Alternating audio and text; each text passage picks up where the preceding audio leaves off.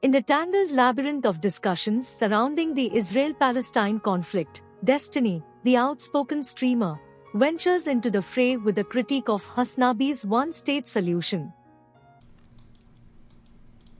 Built in the 7th or 8th century. But originally it was where the Holy of Holies were in the Beit HaMikdash for the Jewish people. So then, compounding by the fact that you have all the Christian holy sites in Jerusalem, it's a city that should be bringing everyone together, but in fact it's become a place... Why is the red return so crucial for Palestinians? This would be probably the most anti-Palestinian position that I would take in terms of me sounding like unhinged. In my opinion, if you want a full right of return for the great-grandchildren of refugees, it's because you want to see the actual character of the country of Israel completely change. You want it to become another Arab majority and then maybe an Islamist or some kind of state like that. In my opinion, that's the only rationale for unlimited right of return back to Israel. I've never heard a legitimate argument for that otherwise. Where you have wars and hatred and a lot of different conflicts that have arisen because of it. But what I said was, instead of fighting over concepts of sovereignty, which is interesting how I got to the notion that this wasn't really the big issue, I basically said just operationally, why don't we just make it simple? Let everyone come and be able to worship as long as they're being able to worship peacefully. So that's really the contours of it.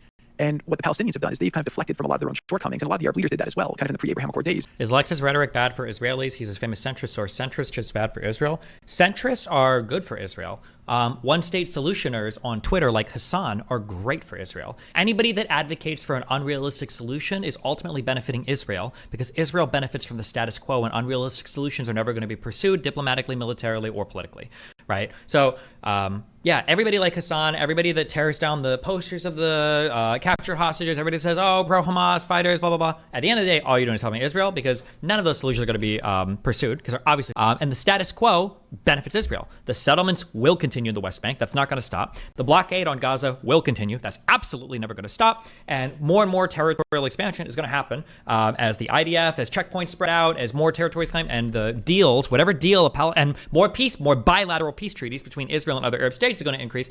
So every advocation for a plot, plan, one state, centrist, whatever, all you're doing is benefiting Israel.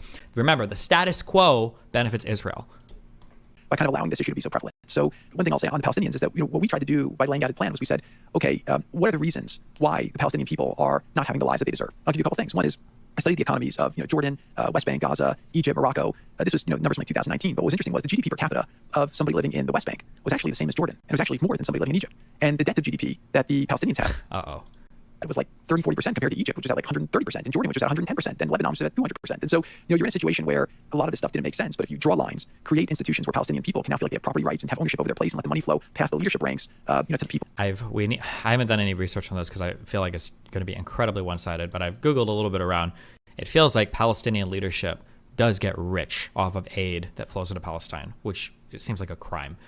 Maybe I don't have a good understanding of that. Maybe there are other reasons why that is the case, but yikes. Let them have jobs, let them have opportunity, and then let all Muslims from throughout the world have access to the mosque, and Israel making sure that they can control the security, which I think the Jordanians and a lot of others want Israel to have strong security control there to prevent the radicalists and the extremists from coming. You could have peace there very easily.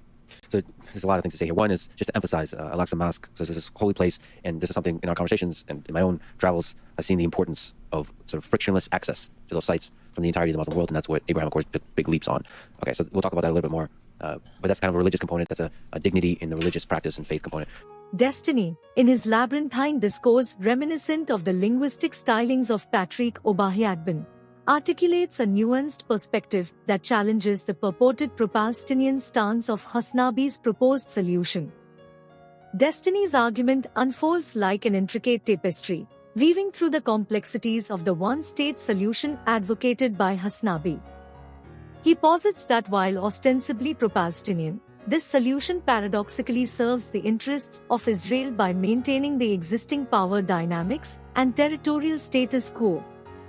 The suggestion of a full right of return for Palestinian refugees, including their descendants, is dissected as an unrealistic proposition that, if implemented, could transform the character of Israel into an Islamist state, fundamentally altering the dynamics of the conflict. As Destiny delves deeper into his critique, he scrutinized the inadvertent role played by centrists and proponents of the one-state solution on Twitter, Hasanabi included. Destiny contends that their advocacy for impractical resolutions hampers genuine diplomatic, military, or political progress, inadvertently prolonging the status quo. From ongoing settlements to the blockade on Gaza, Destiny asserts that these unresolved issues benefit Israel, forming a paradoxical alliance between those advocating for change and the interests of the Israeli state. The discourse extends to economic considerations, with Destiny underscoring the importance of institutions that promote property rights and economic opportunities for Palestinians. He navigates the murky waters of aid, expressing concern about potential corruption within Palestinian leadership and the possibility of aid inadvertently enriching those in power rather than benefiting the populace. Within this economic tapestry, Destiny accentuates the need for institutions fostering property rights and economic opportunities for Palestinians. Instead of perpetuating aid flows that may be vulnerable to corruption within Palestinian leadership, Destiny implies the potential for economic collaborations that could empower the Palestinian populace. In envisioning a shared economic vision, Destiny navigates through the potential pitfalls and challenges, opening a vista where economic prosperity becomes a bridge rather than a barrier. This exploration is not merely an economic odyssey but a call to dismantle the existing dichotomy between Israel and Palestine. Destiny's intricate analysis hints at the prospect of a collaborative economic framework that transcends political and ideological boundaries. In doing so, he proposes a departure from the perpetual conflict by introducing a paradigm where shared economic interests could potentially pave the way for a more stable and harmonious future. This economic odyssey also delves into the stark economic disparities between Palestinians and neighboring countries. Destiny's nuanced critique points towards a more equitable distribution of economic opportunities that could uplift not only the Palestinian economy but also foster regional stability.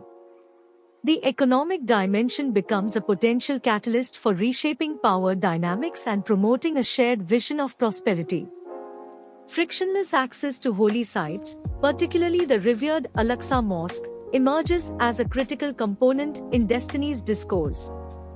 The religious and faith-based dimensions further complicate an already intricate situation, adding layers of sensitivity and complexity to the multifaceted conflict. The United States has been a major ally and supporter of Israel since its inception in 1948, providing it with pecuniary and martial assistance, diplomatic shield, and strategic cooperation.